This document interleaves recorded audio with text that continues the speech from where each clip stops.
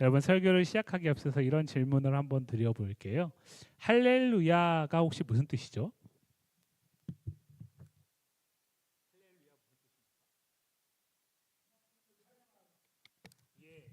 맞습니다.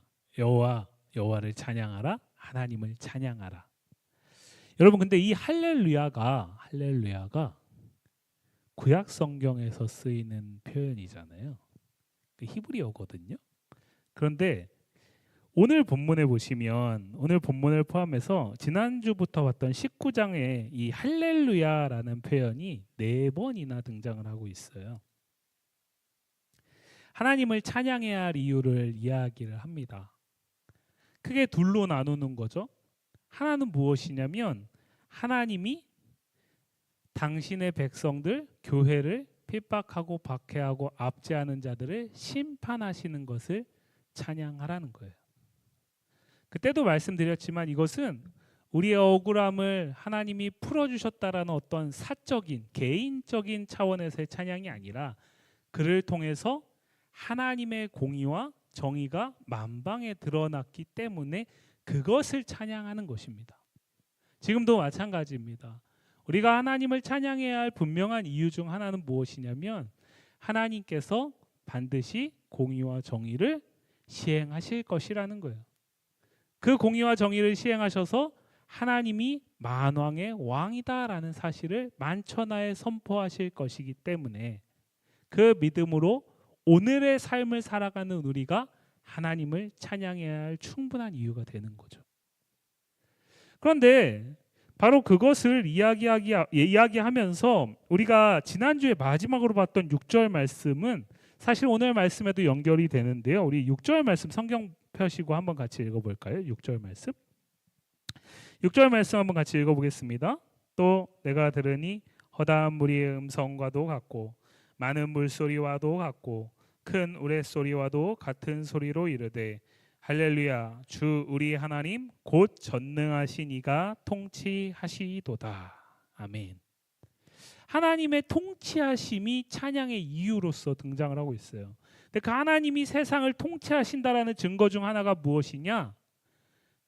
당신의 백성들, 교회를 박해하고 압제하는 자들. 사실 요한계시록 안에 나오는 표현으로 바꾸면 예수의 나라의 환난과 참음으로 동참하는 자들을 박해하고 핍박하는 자들을 심판하시는 것을 통해서 우리가 이미 봤던 17장의 큰 음료, 18장의 큰 바벨론 성을 심판하고 무너뜨리는 것을 통해서 하나님의 통치가 드러나는 거죠. 원수에 대한 심판으로 하나님의 통치가 드러납니다.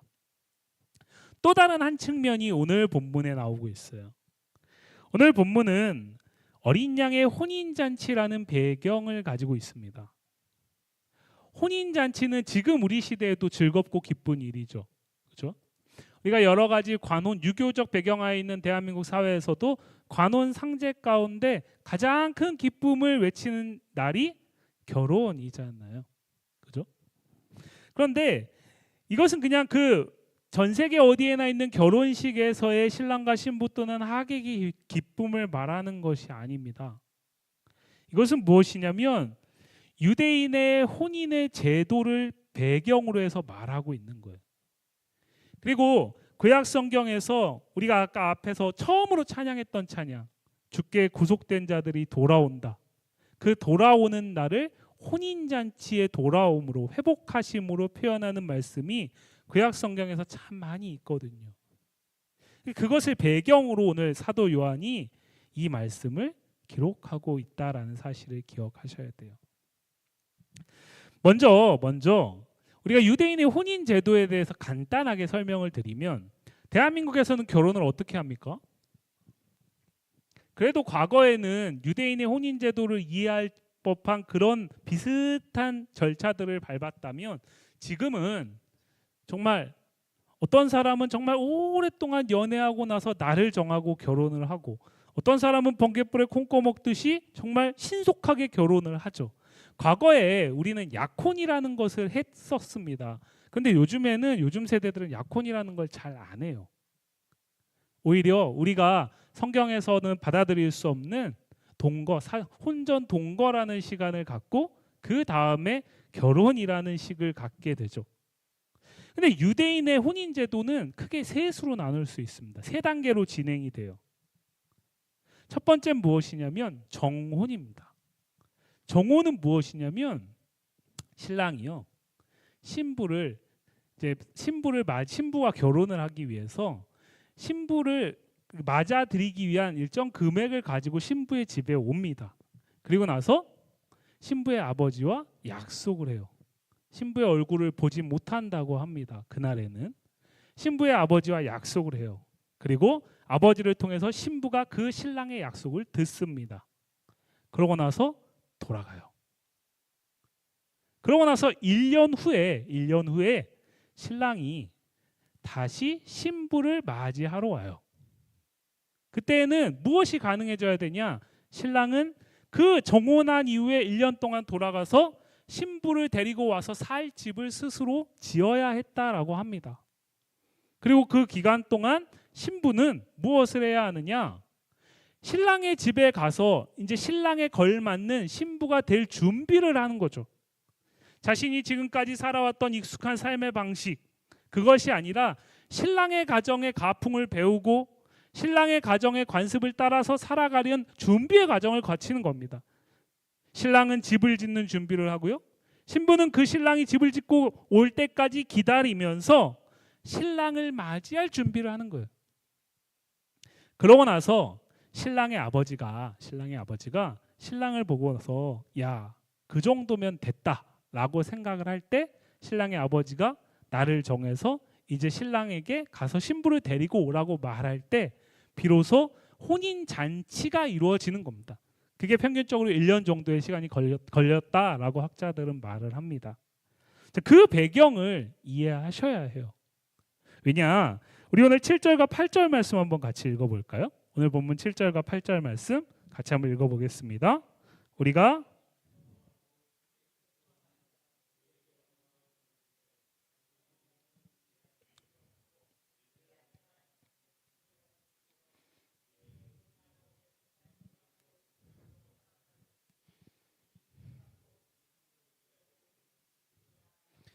우리가 앞서 요한계시록을 살피면서요, 이 세마포 성도들의 옳은 행실이라는 것을 앞선 본문에서도 연결지어서 살펴봤는데 7장에서 어린 양의 그 그리스도의 옷 입히는 것을 말씀을 우리가 살필 때 이 말씀과 연관지어서 살펴봤습니다. 그런데 여러분, 이 말씀이 왜 유대 혼인 제도를 이해해야 바로 이해할 수 있냐면 이런 것이죠. 자, 7절에 보시면 어린 양의 혼인 기약이 이르렀고 그 아내가 자신을 준비하는 기간이 있습니다. 그 준비하는 기간이 지난 다음에 혼인 기약이 이르렀을 때에는 이제 빛나고 깨끗한 세마포옷을 입도록 허락하는 자가 있어요. 그 뒤에 8절의 하반절은 나중에 보고요, 그 앞에 있는 것이 바로 유대인의 혼인 제도를 차용하고 배경으로 하고 있는 거예요. 아까 제가 그런 말씀을 드렸어요. 구약 성경에서 이 혼인 잔치는 하나님의 완전하신 회복과 연관되어 있다라고 말씀을 드렸잖아요. 그 두 가지가 오늘 본문에서 우리가 이 본문을 바로 이해하는데 먼저 선결해야 할 과제입니다. 구약 성경 가운데 많은 본문 가운데 한 구절을 보도록 하겠습니다. 이사야 55장 6절부터 8절까지인데요. 같이 한번 읽어볼까요? 만군의 여호와께서 이 산에서 만민을 위하여 기름진 것과 오래 저장하였던 포도주로 연회를 베푸시리니 곧 골수가 가득한 기름진 것과 오래 저장하였던 맑은 포도주로 하실 것이며 또 이 산에서 모든 민족의 얼굴을 가린 가리개와 열방 위에 덮인 덮개를 제하시며 사망을 영원히 멸하실 것이라. 주 여호와께서 모든 얼굴에서 눈물을 씻기시며 자기 백성의 수치를 온 천하에서 제하시리라. 여호와께서 이같이 말씀하셨느니라. 아멘. 여러분, 이사야 25장 말씀은 이사야 13장부터 24장까지 열방에 대한 심판에 대한 기사 다음에 나오는 말씀이에요. 그러니까 우리가 요한계시록 지금 19장의 앞에 지난주에 전반부에서 무엇을 봤죠? 열방에 대한 대적자들을 향한 심판을 통해서 하나님의 왕되심을 드러내는 것, 그 하나님을 찬양하라는 말씀을 본 거잖아요. 그리고 오늘 후반부에서는요, 그 하나님을 경배하고 하나님을 예배하고 그 하나님 나라에 동참하는 사람들을 하나님이 완전하게 구원의 날로 이끌어 가실 것이다 라는 사실을 말하기 위해서 오늘 어린 양의 혼인잔치를 인유하고 있는 겁니다. 그런데 오늘 우리가 이 말씀을 자칫 오해하게 되면 신랑이 올 때까지 신부가 자격을 갖추는 것이 중요하다라고 이해하실 수 있어요. 그것이 불필요하다는 얘기가 아닙니다. 무엇이 먼저냐가 중요한 겁니다. 우리 8절 말씀 한번 다시 볼까요? 8절의 상반절을 보시면 그에게 빛나고 깨끗한 세마포 옷을 입도록 허락하셨으니 라고 기록되어 있죠. 여러분, 이것은 신부가 스스로 지어 입는다는 얘기가 아니에요.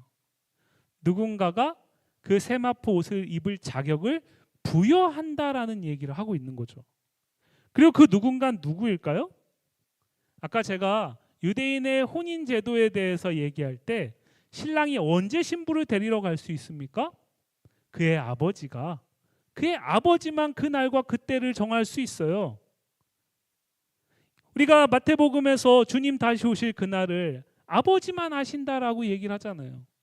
그의 아버지만 알 수 있어요. 그러면 무슨 얘기입니까? 그의 아버지가 신부가 세마포 옷을 입을 수 있는 주권을 행사할 때만 비로소 신부는 혼인잔치에 나아갈 수 있다라는 얘기를 하는 거예요. 우리가 7장에서 그리스도로 옷 입었다라는 그 표현을 살피면서도 말씀드렸잖아요. 우리가 예수 그리스도로 옷 입었다라고 사도 요한도 얘기하고 사도 바울도 갈라디아서에서 얘기를 하거든요. 하나님이 우리에게 입히신 옷이 무엇입니까? 그의 아들을 십자가에 내어주심으로써 입히신 그리스도의 피 묻은 옷이잖아요. 그리고 때로는 그것을 신약성경이 흰 옷이라고 이야기를 하잖아요. 우리가 아까 앞에 소아시아 7교회를 살피면서 흰 옷을 입은 자가 사대교회에 조금 있다라는 말씀을 요한계시록 3장 1절부터 6절 사이의 말씀에서 이미 살펴봤듯이 흰 옷은 신부의 예복을 말해요. 그런데 그것이 신부가 스스로 옳은 행실이라는 이 표현을 우리가 지나치게 주목하게 되면 오해할 수 있는 게 뭐냐? 여기서 말하는 것이 법 없이도 윤리적으로 세상 사람들이 인정하는 규범을 어기지 않고 사는 착함으로 이해할 수 있다라는 거죠. 오해하실 수 있다라는 거예요. 그런데 그 차원을 넘어서는 겁니다. 그 차원을 넘어서는 거예요. 그러니까 신랑이 신부를 찾아올 때 이미 그는 1년 후에 특별한 문제가 없으면 혼인을 정혼하고 찾아오면서 혼인이 시작되는 거잖아요. 자, 우리가 지금 이미와 아직 사이에 오늘을 살고 있습니다. 우리가 예수 그리스도를 믿음으로 말미암아 그가 우리에게 입히신 그 옷으로 말미암아 우리 안에 있는 더러움은 다 가리워졌고요. 하나님은 우리를 의롭다라고 인정하시잖아요. 칭의죠? 그 칭의가 우리로 하여금 무엇을 가능하게 합니까? 칭의에 합당한 삶을 가능하게 하죠. 그게 거룩한 삶, 성화를 말합니다. 칭의와 성화는 떨어진 것이 아닙니다. 그럼에도 불구하고 칭의가 없이는 성화는 불가능한 거예요. 그래서 오늘 본문에서 신부가 옳은 행실을 통해서 스스로 입을 자격을 갖추는 게 아닙니다. 신랑이 신부를 찾아올 때 그에게는 신부의 자격이 주어진 거예요. 그는 1년 후에 세마포 옷을 입고 혼인잔치의 신부로 나설 거라는 거죠. 그러면 1년 동안 무엇을 준비하는 겁니까?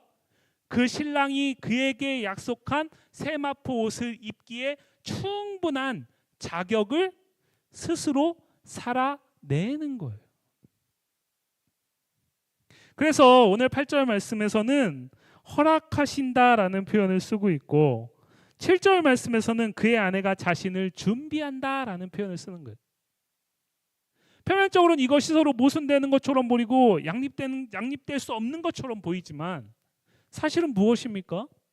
우리가 오늘도 하나님의 자녀로 살아갈 수 있고, 우리가 오늘도 이 본문에서 얘기하는 어린 양의 혼인잔치의 그 날을 기다리면서 소망으로 위로받으며 살 수 있는 이유가 어디에 있는 거죠? 하나님이 반드시 우리를 어린 양의 신부 삼으실 것을 믿기 때문에 그러는 거죠. 그 일이 언제 이루어진 거죠? 주님이 십자가에서 우리를 위해 못 박히실 때에, 그가 우리를 의롭게 하시기 위해서 사흘 만에 부활하신 후에 그 믿음 안에서, 성령 안에서 우리에게 주신 믿음으로 말미암아 우리는 아직 완성되지 않은 그 혼인잔치의 날을 이미 정혼받은 자로서 오늘을 사는 사람들이다라는 사실을 우리가 부인할 수 없는 거죠. 그렇기 때문에 구원파에서 얘기하는 하나님이 우리를 죄 없다 했는데 그 이후에 거룩하지 않은 삶이 뭐가 문제냐라고 말하는 게 말이 안 된다라는 거예요. 왜요? 하나님이 우리를 거룩하게 하셨기 때문에 우리는 그 거룩함을 증명해내는 삶을 살아야 하는 거예요. 그럼으로써 신부의 자격을 충분히 갖췄다라는 것을 자증하는 삶을 살아야 된다라는 거죠. 결코 가벼운 문제가 아닙니다. 오늘 말씀은 그 혼인잔치의 그 배경 가운데서 우리에게 주어져 있어요. 그런데 이 말씀이 있은 이후에 19장 10절 말씀을 보시면 성도들의 옳은 행실이 무엇인가에 대한 단서를 우리에게 말하고 있습니다. 10절 말씀 한번 같이 읽어볼까요? 10절 내가 그 발 앞에 엎드려 경배하려 하니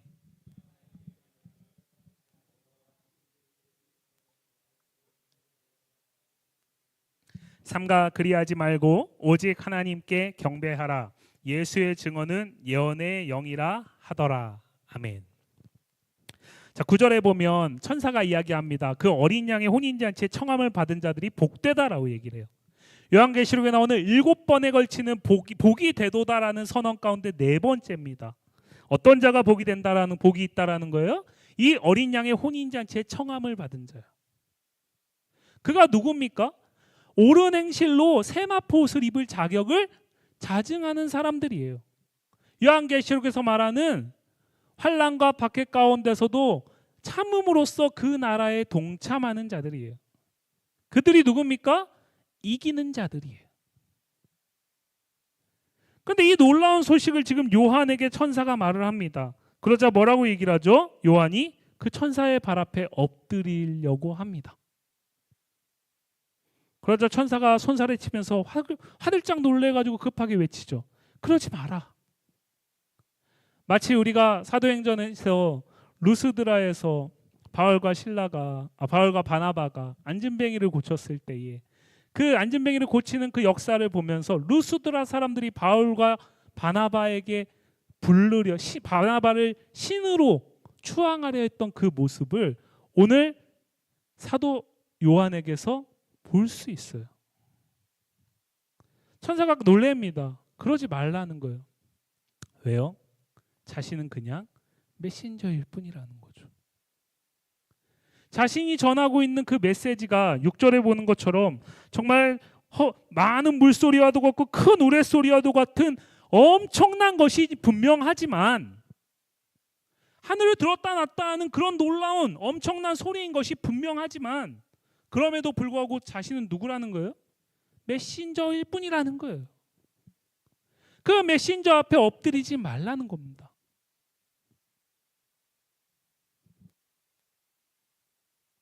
여러분, 목사님께서 말씀을 전하시기에 앞서서, 특히 주일의 말씀을 전하시기에 앞서서 늘 잠깐 기도하시잖아요.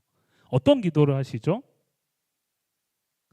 그 시간에 다른 기도 안 하시잖아요. 이제 말씀을 전하기에 앞서서 오직 성령의 말하게 하심을 따라서 메신저로서의 역할을 감당하는 대리자가 될 수 있도록, 대언자가 될 수 있도록 하나님 역사하여 달라고 간구하시잖아요.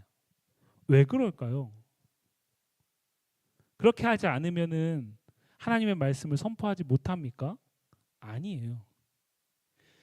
메신저라는 것이 자칫 하나님의 자리를 언제라도 탐할 수 있는 위험성이 있기 때문에 그렇습니다. 오늘 사도 요한이 누굽니까? 예수의 나라의 환난과 참음으로 동참하면서 황제 숭배를 거부하고 오직 하나님만 경배하는 그 이유 때문에 지금 고통당하고 박해당하는 사람이잖아요.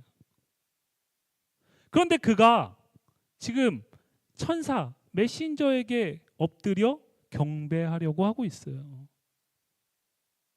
루스드라의 그 사람들만 그럴까요? 우리는요. 그리고 메신저인 전하는 자는 그거를 모르겠습니까? 너무나 위험한 거예요. 여러분, 우리가 요한계시록을 살피면서 4장과 5장에서 하늘의 예배의 장면 속에서 보좌 위에 앉으신 하나님, 보좌 위에 앉으신 어린 양 예수 그리스도를 토대로 그 뒤에 말씀을 살펴야 한다라는 것이 그래서 중요한 겁니다. 이것은 그냥 단순하게 미래에 있을 어떤 일을 이야기하는 게 아니에요. 우리의 마음을 쫄아들게 하고 두렵게 하는 어떤 놀라운 일을 말하려고 하는 게 아니에요. 누구를 예배할 것인가에 대한 질문을 던지고 있는 거예요. 오늘 우리에게 이 말씀은 분명하게 말하고 있어요. 오직 하나님 외에 다른 분을 경배하지 말라고 이야기를 합니다. 여러분, 메신저인 전하는 자들도 조심해야 하지만 이 말씀을 듣는 성도님들도 정말 조심하셔야 돼요. 왜냐면요, 우리는 루스드라 사람들과 같은 그 죄악된 본성, 우리는 오늘 본문의 사도 요한과 같은 이러한 본성이 우리에게도 있기 때문에 그렇습니다. 여러분, 메신저는 존중해야 할 대상이지 경배해야 할 대상이 아닙니다. 여러분, 왜 이단이 이단입니까? 이단은요, 자신이 메신저의 자리에 머물려고 하지 않아요. 신천지의 이만희 보십시오. 메신저의 자리에 머물러서 오늘 본문 10절에 나오는 예수에 대해서 증언합니까? 그렇지 않아요. 메신저인 자신이 사실은 보혜사라고 얘기를 하죠. 하나님의 교회는 어떻습니까? 어머니 하나님 얘기하는 곳이요. 어떻죠? 거기도 마찬가지로 메신저인 자신이 사실은 그 메시지를 주는 주체라고 얘기를 해요. 이단 사이미는 결국에 똑같습니다. 여러분, 그래서 오늘 10절 말씀에서 이렇게 얘기를 하는 거예요. 오직 하나님께 경배하라. 앞에 우리는 너와 똑같은 종이다. 천사는 하늘의 존재예요. 이 말씀을 듣는 사도 요한은 땅의 존재입니다. 그러나 이 둘은 있는 물리적인 위치는 다르고 역할은 다를지 모르지만 다 누구라는 거예요? 하나님의 대리자일 뿐이라는 거예요. 그러니 어떻게 하라는 거예요? 하나님만 예배하라는 거죠. 그 다음에 후반부 뭐 얘기합니까? 왜 그렇습니까? 그 하나님만 예배할 때에 비로소 예수가 증언되기 때문에 그렇습니다. 그것이 참된 예언이라면 반드시 거기에선 예수가 그리스도이심이 드러나야 돼요. 여러분, 우리가 신천지에서 가르치는 그 말씀, 자신들이 성경을 가지고 이야기해요. 심지어 그들은 이 개혁개정은 가짜라고 얘기하면서 예전에 개혁 한글만 봐요. 개혁 한글이건 개혁 개정이건 뭘 간에 다 역본인데 어쨌건 그래요. 근데 그걸 가지고 그들이 결국에 가는 종착점은 뭡니까? 그래서 예수가 누구신지 알려주지 않아요. 자신이 그라고 얘기를 하죠. 그것이 참된 예언이냐 거짓 예언이냐는 예수를 증언하느냐 그렇지 않느냐를 통해서 판가름 나는 거예요. 나아가서요, 아까 제가 그런 말씀을 드렸어요. 8절 말씀에 성도들의 옳은 행실에 대한 단서가 10절에 있다고. 여러분, 여기서 뭐라고 얘기하죠? 천사와 땅에 있는 사도 요한, 조금 더 넓히면 같이 예수의 나라의 환난과 참음으로 동참하는 이 당시의 교회들, 그리고 조금 더 넓히면 지금 이 나라에 동참하며 주님 다시 오실 어린 양의 혼인잔치를 기다리는 저와 여러분과 같은 성도들에게 뭐라고 얘기를 하는 거예요? 하나님만 예배하는 것은 예수를 증언하는 삶이라고 얘기를 하는 거예요. 왜요? 행실은 종교적인 것만에 국한되지 않아요. 행실은 우리가 살아가는 시간과 공간 속에서의 모든 판단과 결정, 움직임 안에서 다 드러나는 겁니다. 무슨 얘기를 하는 겁니까? 우리가 누구를 예배하고 있느냐는 우리의 삶을 통해서 누가 증언되고 있느냐를 통해서 확증된다라는 거예요. 그리고 그것이 우리가 어린 양의 혼인잔치에 들어갈 자격이 부여받은 자들이다라는 사실을 자증한다라는 거죠.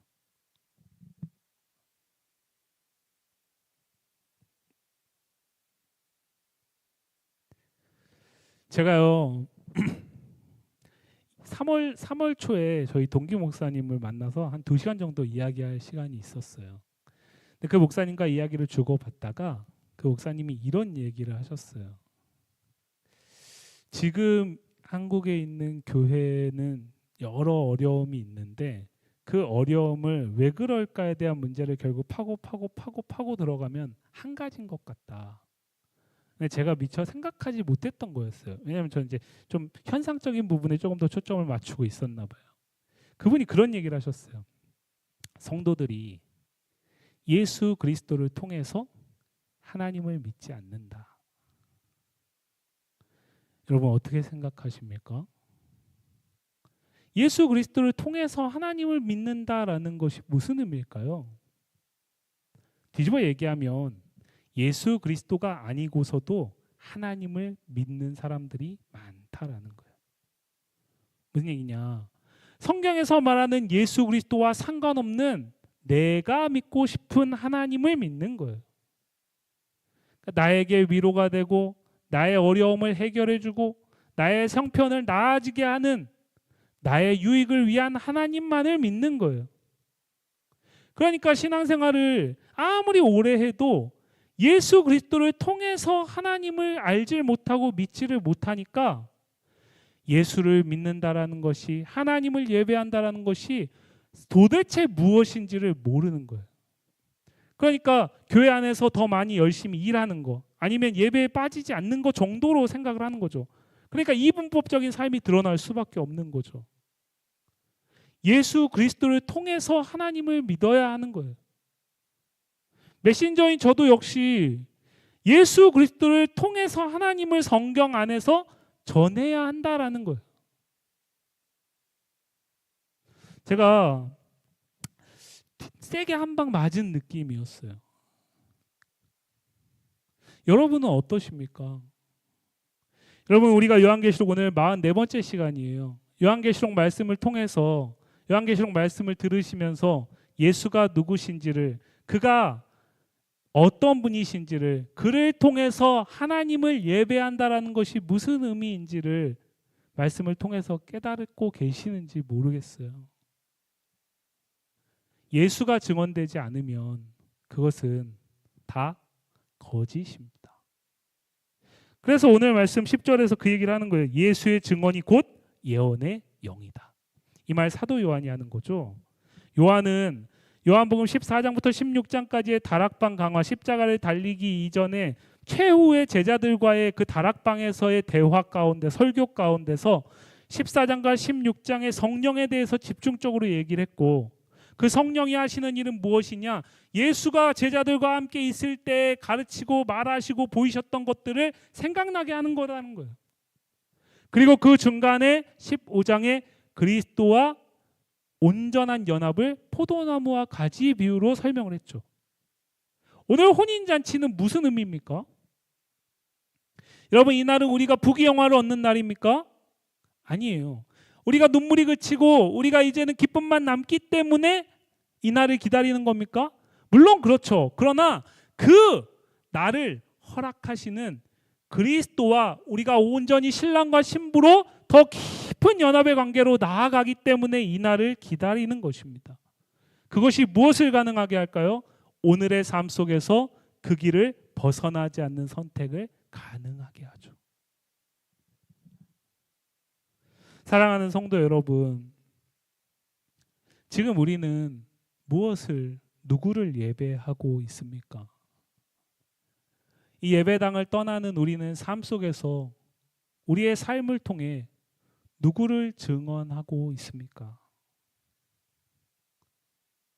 그 증언이 우리가 다시 오실 신랑이신 어린 양 예수 그리스도를 더욱더 기다리게 하는 이유가 되고 있습니까? 어린 양이 혼인 기약이 이를 그때까지 우리에게 이미 입히신 그리스도의 옷, 그 옷을 우리에게 입혀주신 아버지 하나님은 예수 그리스도를 통해서 우리와 관계를 맺어왔어요. 우리를 그의 영원한 나라로 인도하십니다. 이 혼인잔치에 대한 비유는 계시록 후반부에 또 나옵니다. 21장 가면 또 나와요. 사랑하는 성도 여러분, 우리가 하나님을 찬양해야 하는 이유는 그 하나님이 우리를 그리스도로 옷 입히셔서 이 땅에서 어려움과 고난과 역경과 환난과 박해 가운데서도 믿음으로 견뎌내면서 오늘을 살게 하는 유일한 능력이기 때문에 그렇습니다. 바라기는 오늘 이 말씀이 우리에게 분명한 도전이 될 수 있기를 원합니다. 예수 그리스도를 온전히 믿고 오직 하나님만을, 그를 통해 알게 되고 믿게 된 하나님만을 예배하는 저와 여러분이 되기를 주님의 이름으로 간절히 소망합니다.